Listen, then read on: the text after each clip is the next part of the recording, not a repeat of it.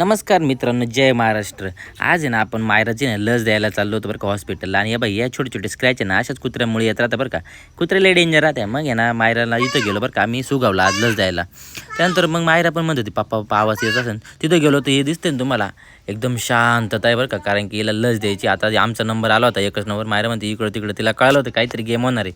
त्यानंतर आहे ना तिला इंजेक्शन दिलं. व्हिडिओ तर काय काढता नाही आलं कारण की अत्यंत रडत होती ती. त्यानंतर मग ते मागं दिसलं होतं ना ते कुत्रं, त्याच कुत्र्याला सापडायला इकडे तिकडे पळत होतं आम्ही. पण शेवटी ती थोडंसं तिला जरा बरं वाटलं. त्यानंतर ती थोडीशी हसली.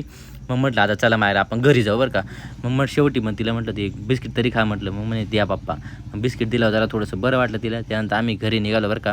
आणि घरी आता काय झालं माहिती माझे बालपणीचे मित्र दिसले मला, दीपक आणि वहिनी, त्यानंतर अनिकेत. त्यानंतर म्हणे घरी जेवायला. म्हटलं ठीक आहे आलो संध्याकाळी बरं का. त्यानंतर कसं आपलं मीटिंगचं कामच चालू होतं. त्यानंतर इथं आल्या लगेच काम करायला घेतलं.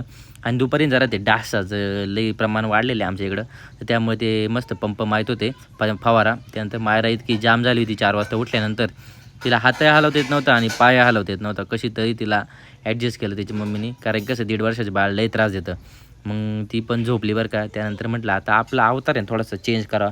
कारण की लईच खराब झालेलं दिसतोय. आता आपल्याला पुण्याला जायची वेळ आलेली. मग अवतार मी व्यवस्थित केला. घरी आलो जेवण बिवण केलं. बाहेर गेलो होतो बघतो का बाबू सापच निघला होता. तुम्ही ना जरा काळजी घ्या पावसा पाण्याची. आणि हा व्हिलॉग कसा वाटला आम्हाला नक्की सांगा कमेंटमध्ये बरं का. अजिबात विसरायचं नाही.